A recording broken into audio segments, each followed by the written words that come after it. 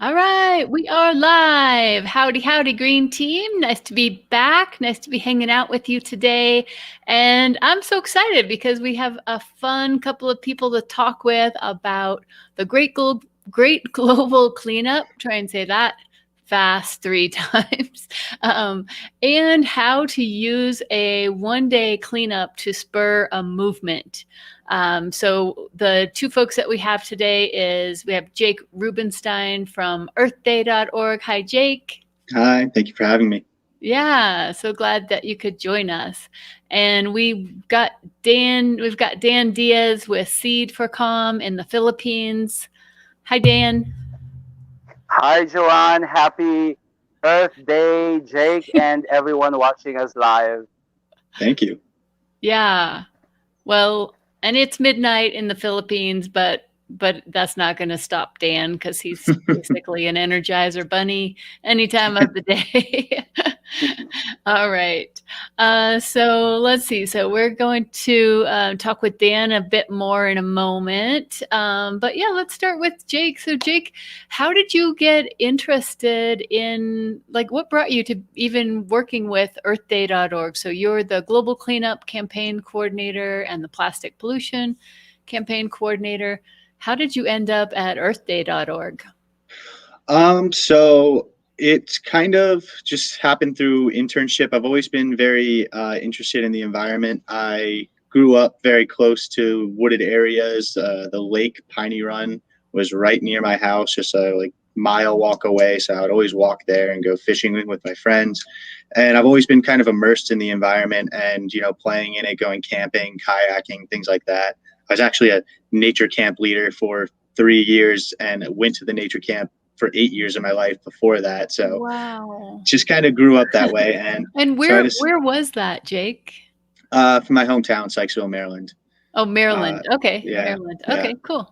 And yeah, so I majored in environmental studies and took the opportunity to intern at Earth Day. At the time, it was called Earth Day Network. And then out of college, I got a job offer and I started my role there in communications and eventually got promoted to the campaign coordinator for these two campaigns. And that's essentially how it went. Cool. Yeah. That is so neat.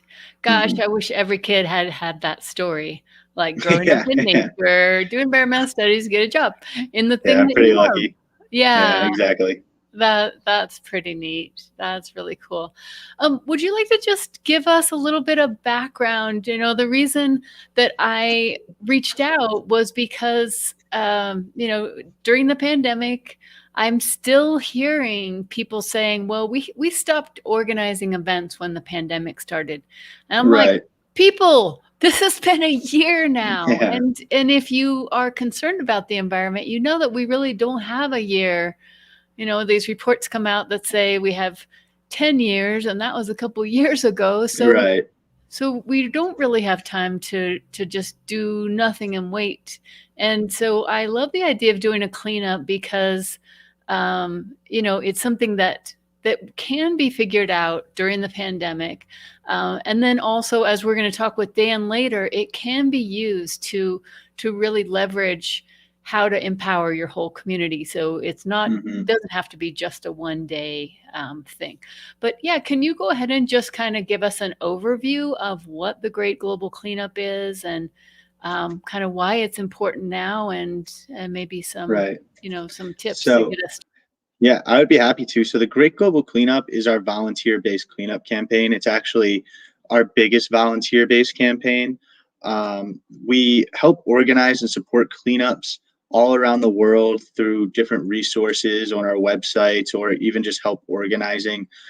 One of the big things that, like you've mentioned, is that we don't have a year to take off. And I understand that at the beginning of the pandemic, we were so unsure with what direction to go in. However, now I think that it's important that we realize that if we listen to our local municipalities, governments, and cities on how to properly interact in small groups, then we can do cleanups outside. And we're just seeing the plastic and PPE just pile up left and right. So I think it's very, very important that you organize with the community, maybe meet some new people that you would never have met before, and clean up your local park, street, your favorite trail, or anything, because every little bit helps. And in my mind, and what I tend to see is that once something is cleaned up, once you put that time in and clean up a place, you tend to take pride in that, and you don't want it to be dirty again. You wouldn't want to just see it get dirty after you put in hours of work. So I think that it's super important. It's such a tangible and great way to restore your environment. And on top of that, it's such like an intimate way to interact with the environment around you and really get to appreciate the natural beauty of where you live. That's a really good point. I think the thing about switching up this idea, one of the main things I wanted to make sure that we hit on was people that say, well, yeah, if I just go clean up for a day, I'm not really making a difference. But I think what you're getting at, what I'm saying too, is it is also transforming you. Right. It has a big effect on kind of how you can reflect on your own actions for the environment. Like I said, if you clean up and then you see someone litter where you just cleaned up, you're probably going to say something. So it's the same thing. If you were cleaning up and putting all this effort in, then why should you also, use a single-use piece of plastic? It does help people self-reflect and can be the jumping point for like a life of environmental advocacy. Yeah.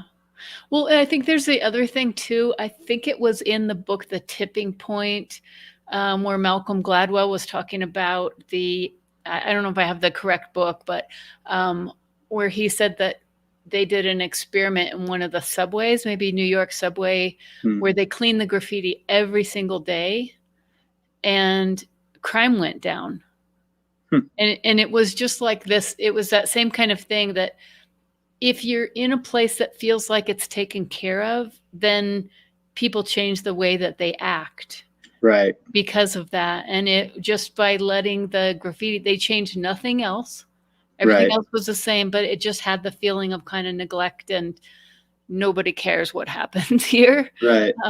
So I think that's what you're saying as well. Yeah, exactly. And I just think that, and there's so much more that goes into cleaning a cleanup event than just cleaning up. It's community organizing, and it's a way to take agency of where you live and take responsibility for the places that you care about.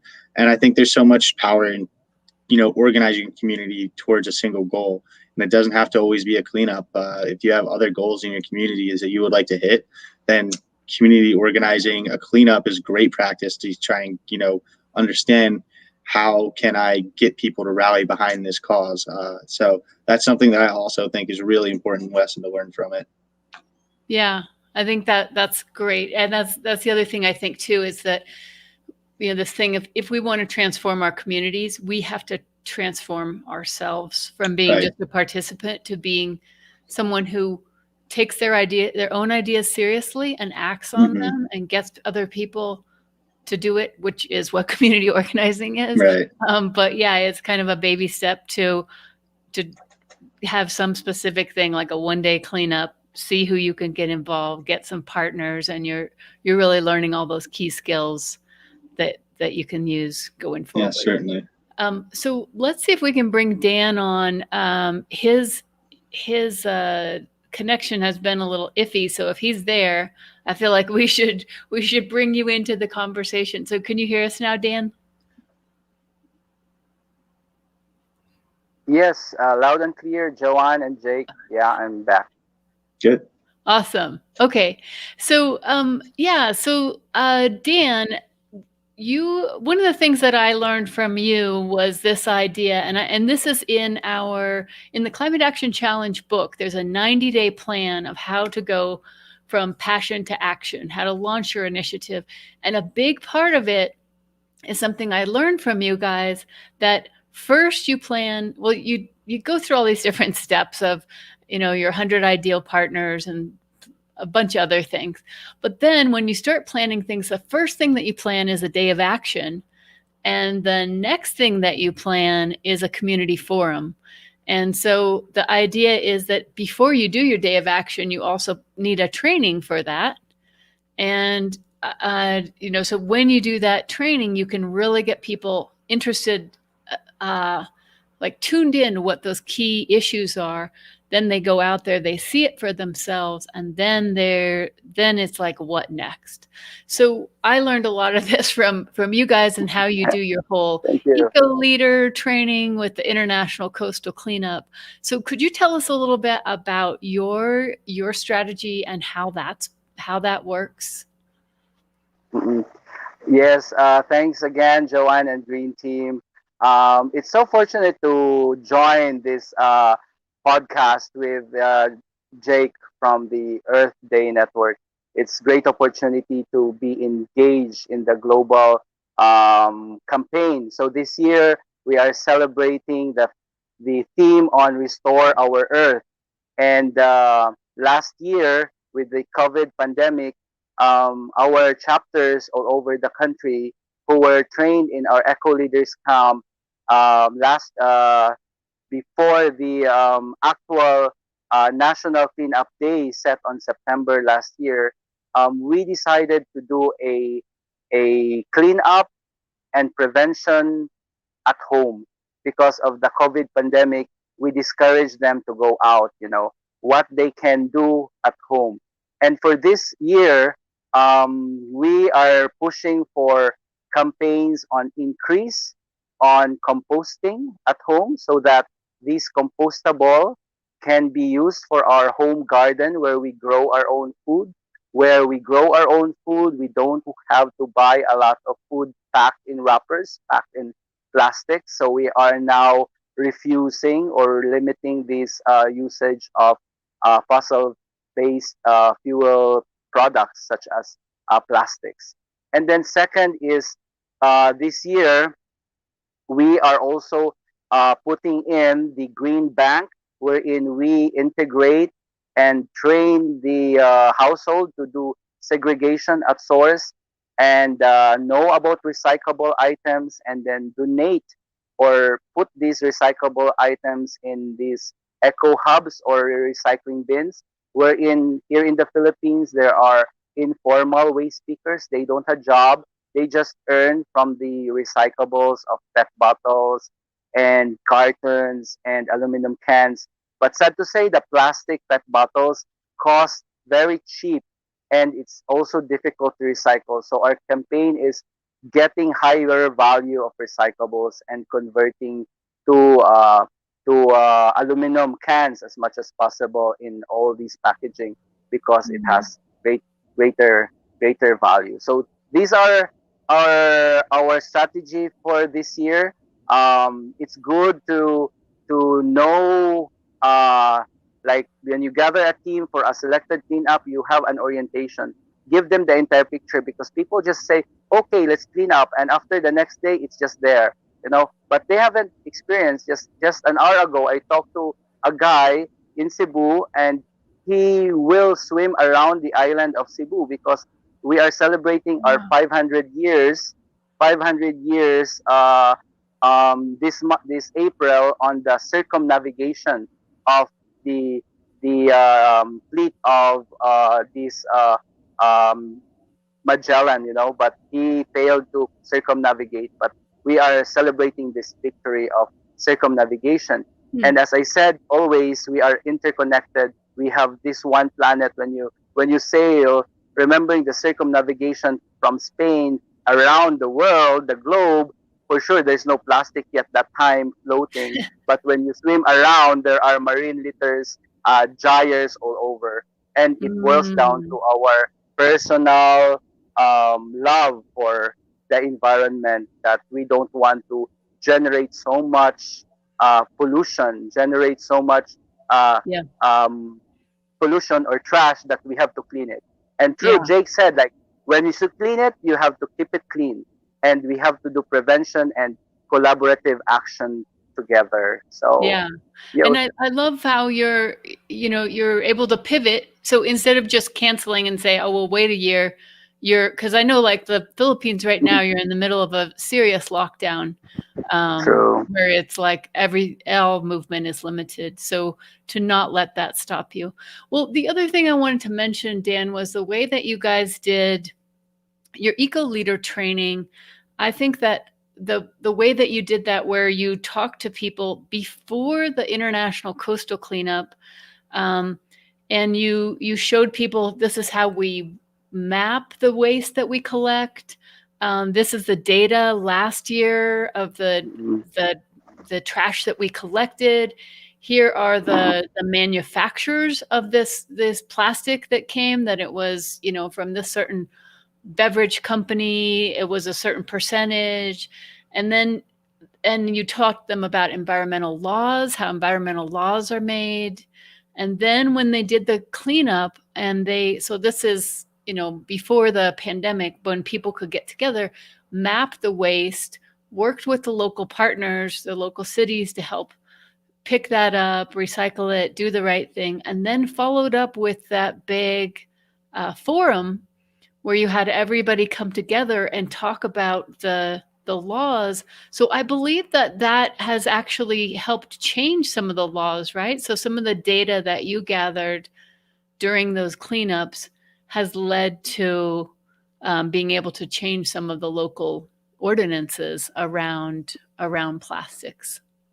Yeah, true. In fact, the city of Lapu-Lapu, where a historic city celebrating its 500 years of victory, had an ordinance already based on what you call this banning of this single-use plastic, because based on the data during international coastal cleanups, plastics has been the major contributors of all the cleanups, and the local government don't know where to manage and to recycle them. So that's one. And then this time, a lot of cities now in the Philippines are also doing ordinance on proper disposals of face masks and face shields, so that people will be able to know how to dispose them. So it ends up now with the local government and these waste management facilities, not just to throw anything anywhere on these Yeah,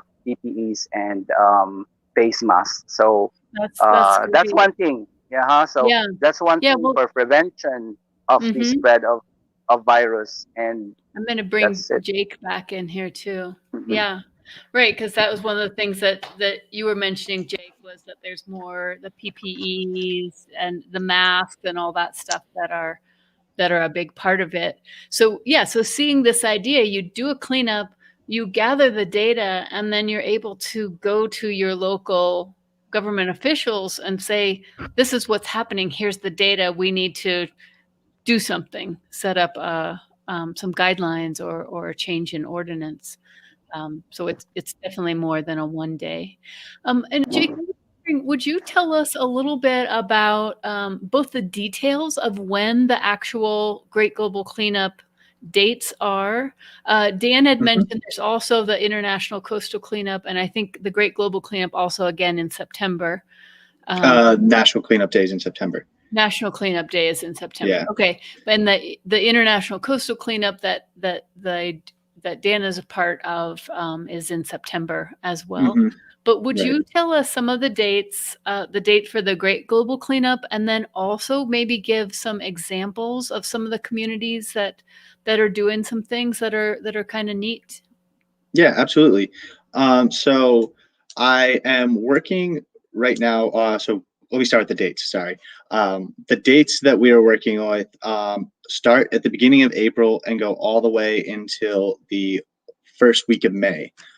So we don't want to use just one single day as the Great Global Cleanup, because I think that would just constrain a lot of people, and it's really unfair to certain schedules and things that have to be done, or not everyone's schedule fits just on Earth Day. So we use all of April to take that time and allow people to clean up. And we also try to collect data. We actually have a citizen science app that's coming out April 15th called Global Earth Challenge, that will allow people to take pictures of the waste that they're cleaning up. And then also it can be identified and classified as what type of pollution, and we can use that data in very similar ways as mentioned, in order to kind of identify the major actors and like what type of major plastics tend to be ending up in these communities around the world. And that's just valuable data that, again, you can bring to government officials, or, you know, make breakdowns of why is this ending up here and why is this type of plastic here. Yeah, it's very interesting. So there are communities all around the world right now that are working to, you know, make cleanups. We have hundreds of cleanups already registered on our interactive cleanup map at cleanup.earthday.org, with hundreds in the US. We have many all over the country as well. I mean, all over the world as well. I know that the city of Toronto has several cleanups.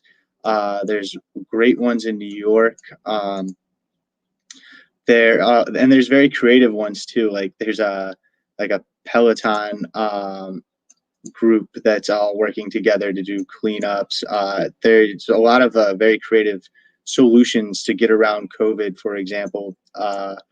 They're doing things like just encouraging individuals within your network in order to go out and do cleanups, so you're not grouping together too much. There's a lot of great partners that we're working with in San Diego, such as I Love Clean San Diego and Outdoor Outreach, that are doing cleanups all over the city and the county itself in order to, you know, really pick up a lot of waste that's on their shorelines, but even within the parks and other parts of the communities as well. I think that one of the big things that I always say is like, hey, I was wondering if you want to do a cleanup. People were like, we don't live near a beach. I'm like, well, you don't have to live near a beach to do a cleanup. And I think that's a misconception that a lot of people get, is that you know, it has to be a park or it has to be a beach, but that's not true. It can be your front lawn, or, you know, the block that you live on, just to like improve the community a little bit and ensure that that plastic that's on the ground doesn't end up in the ocean. And yeah, there's just a lot of great people working all around the world in order to, you know, support. I want to say support Earth Day. We want to support them, just so, you know, support their communities and try and clean up and do the right thing. Is there something, Jake, that you think, as far as environmental justice, are there communities that are kind of using the Great Global Cleanup, like using cleanups as a way, as we were talking before, to work in those underserved communities of color? Certainly, kinda, and I hope so. So there's some that I know of specifically that we are actually supporting some organizations that work in underserved communities through cleanups. We're providing them resources in order to do them, and we're also trying to, you know, help tell their story and explain what's going on in their community and how can we, you know, how can a cleanup help there, and how can a cleanup be used to help beyond just the cleanup itself. So yeah, there's a lot of people around the country and around the world that work in these communities in order to, you know, not only make the community look better, but also show the power of organizing. And that's the point that I was getting to earlier. I think that if these communities that are seeing these environmental issues more than other communities that might not be as underserved as they are, well, if you organize and you all work towards a goal, then I believe, you know, you can really take agency for your community and start to speak for yourself.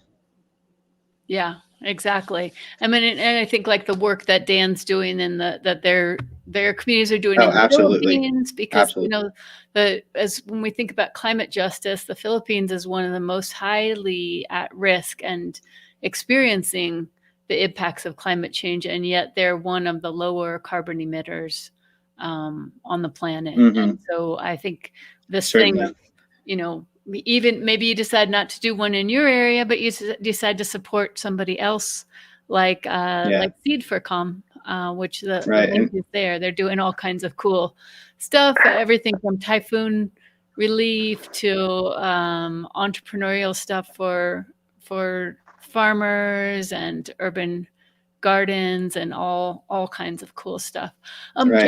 Jake, do you want to say real quick what people should do, and then let's turn over to Dan and ask the same question. But what would you recommend people do if they want to get involved, Jake? If you want to get involved, then I recommend that you first start checking by your with your municipality or whatever local government system you live in order to ensure that you are allowed to organize. I know there's places around the world where you can't, and if you can't do it, then that stinks. But that's just how it is. Or So first, yeah, or check you your can local do guidelines. Make sure. like you said, you can come up with another way where Right. Yeah. it's communal, but you're all doing it separately. Exactly. So But yeah, that's a maybe good try and point. do it individually within your community. Exactly. Right. But if you can, then I would also suggest that you check out our organizers checklist. It goes over the steps of how to organize a cleanup, and essentially, I mean, it's not the hardest thing in the world, but please use the resource. You want to find a place that is safe for everyone and that needs a cleanup. You want to identify people that will be there with you and actors that you can rely on. And then you want to make sure that you have gloves and something to grab the waste with. And then afterwards, you certainly, and this is very important, you want to make sure you're disposing of the waste properly. Try and separate the things that can be recycled and make sure that all the trash is getting into the right place, because otherwise it could just end up back in the environment. And that's the last thing we want. Right. Okay, and then they can just go to earthday.org and find the cleanup, the Great Global Cleanup link, or I posted it there, I did, yes. Thank you for that. .org. So Yep. yeah, get going there, find the toolkit. If you decide to organize something, then you can post it there. And also, I know that we found a couple in Colorado. There's one in Westminster, so maybe you just want to be part of somebody else's cleanup. But either way, it's a great place to start. Right. Okay, cool. Thank you. And so how about you, Dan? If people want to get involved, maybe support something that you're doing in the Philippines, what would you recommend? Okay, so there's no such thing as throw away. We always throw in our planet. So wherever you are, it's still in our one home, one planet Earth. So that's why we have to live the Earth Day every day. And what we can do, so here in the Philippines, cleanup has been part of our systems. But as I said, it lacks the engineering, it lacks the technology, it lacks, funding to collect them properly. So we're now happy, like the bill on the expanded producers responsibility are in the readings of the Senate, and then there's the national bill on the single-use plastics coming up. Because as I said, why do we have to keep on opening the tap where we can really handle these plastics? Here in the archipelago of the Philippines. And coastal communities, island communities are so poor in resources. In fact, just today, the youth that we have in the island of Ilutungan told me, like, hey, Sir Dan, I want your help because we're now cleaning every week of the island, but we don't have rake, we don't have shovel. So I said, okay, I will, give me time. I will find a way to give you the rake, because now they are keep on cleaning. Before they don't, but now every week, as their commitment as a fraternity brotherhood group. And also earlier this hour, there was this guy I talked to, I coached, that he will circumnavigate the island. One person doing this challenge to swim around the small island in Mactan, to campaign for clean seas, to campaign for plastics, is now one highlight story of the news. And what will be the message? You have one person doing an extra mile, and then what is his message? So the message here is we have to restore our earth. Our message here, we love land, we love air, we love water. It's the law of life. So if we keep on killing the law of life, it kills us. So that should be our approach. So I'm fortunate to talk to this guy, Ivan Alegres, and he will also be one of a story that I'd like to help, not to amplify his message on the Yeah. national and international campaign on this marine litter. And in Philippines, it's not just the plastics and cleanup. So we are suffering from these ghost nets, fish nets. Our reefs have been killed by plastics, and we don't have enough food supply now. So one of our programs now is we incorporate environmental conservation and enterprise, how they can earn from it. Like in our island, I am calling help to provide these fish traps, uh, so that they could have more fish. And then this fish aggregates, so the fishermen can get more fish. So it's more on livelihood. And in return, when we give it to them, we tell them about protection laws on the water, and then we ask them to clean up their area, not to throw their fish nets. Then we have other things like upcycling, Yeah. recycling, and higher value. And introducing now, very excited, the Green Bank Philippines, which we increase the recycling rates of the household. Informal waste picker get them either for free or they pay a little, and they go to the local junk shop where they earn a lot of money and it's clean recyclables. And then Yeah. we have to find and establish local recycling industries in the Philippines, not anymore to ship it anywhere, So Right. that's one So thing of you cleanup. can see why we love Dan, because like he's doing everything.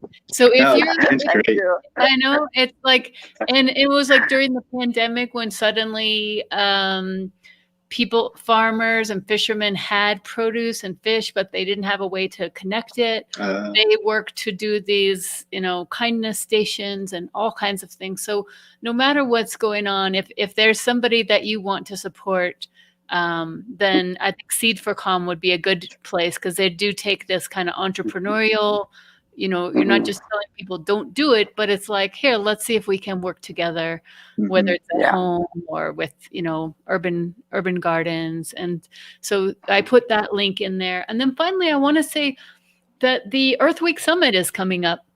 And this is, it's really April 17th to the 24th are our dates. We have workshops talking about how to go from passion to action in 90 days. We're going to be sharing what people did during the International Climate Action Challenge in 2020. And so what they just came in with an idea September 1st, and what they've been able to do since then, which is incredible. Planting 43,000 trees and starting 55 gardens and 2 farms, and one of them being with you, Dan, with the Earth Fairies, which was an 18-year-old who's like, I want to do something. And by the end, they thought they'd start a blog. By the end, they had a farm. It was so cool. Wow, that's awesome. Isn't it? It's like so cool. So we're going to be talking about that and the 2021 challenge as well, and how to get involved. But we just got the our favorite meteorologist here in Denver. I thought he was a weatherman, but that's not the right terminology. But I mean, he's somebody that my kids grew up with, Mike Nelson. He just wrote a book called the World's Littlest Climate Change Book. So he's one of our speakers. We have Shayna Oliver with Mom's Clean Air Force, and Sarita Perrick with Glow and Gather. She started a business with her niece and nephew when they were in middle school. So we have like all kinds of cool stuff, and I think we have 37 partners now, including, so we're a partner with earthday.org. So we're promoting all the cool events that earthday.org has. SEED4COM is one of our partners. So it's just a big happy family reunion. Yeah. So I hope that you will join us for earthweeksummit.com. It's free. The last day to be a promoting partner, and Dan, we already got you signed up, is March 31st. So if you want to get your name out there and help us spread the word, then do that as well. All right. Any last comments, Jake? Anything else that we missed that you wanted to make sure that we got in before we wrap? No, I just think it's important for us to, think globally and act locally. Like you said, some people think that they're not making much of a change by doing a cleanup, but if everyone's doing one, then you're part of a greater change and a greater force. So yeah, just do your part this Earth Day, and we can all make a difference. Yeah, right. And then I think that is that empowering, instead of feeling helpless, you find out there are people that care, and that cleanup is just the beginning. It's not the Exactly. end. That's Exactly. the beginning. And how Also, about, thank you, Dan, for adopting our theme for Earth Day, Restore Our Earth. That makes me really happy to hear. So I really appreciate it. yeah, exactly. And how about you, Dan? Any other thing that we should mention before we let you go to sleep? Yeah, no, I'm not sleeping a bit. Yeah, my last one will be related to R, no, and to increase the movement, we need to recruit one person. So every day we recruit, and we have this exponential change Mhm. because of that friendship, because of that influence, and then we will be able to have to restore our Earth as fast as we can. We don't have to go to Mars and stay there and live there. We can Yeah, stay what here happens on Earth. after we mess up Mars? You know, where are we going to go next? Yeah, I've also heard the R that I like also is ripple, Mm. where, you know, like Ripple, yeah. the group in Trinity, the Trinity Forestry Service, they work in the slums of Kampala. When they train one person, that person needs to train 5 people, and they come back in a month and meet that team. And it's like, Wow. man, that's the way Mhm. to really get it to be this kind of global transformation. So the global cleanup, restore our Earth, all this cool stuff that we're all working on together. All right. Well, thank you so much, Jake. Thanks, Dan. Thanks, everybody, the Green Team Academy, Green Team, for hopping in today, and hope to see everybody at the Earth Week Summit. We have a month-long pop-up group, which opens April 1st. And so this is just a chance to hang out with people that are as nutty as you are about loving the planet, and hear what everybody's doing, and collaborate with folks in the group. So hope to see you there as well. All right. Bye, Jake. Thank you. And thank you. Thanks for having me. Bye, Nice to meet you, everyone. Dan. You bet. Okay. Bye, Thank you, Dan. All too. right. Thanks, everybody. Okay. Bye. Bye.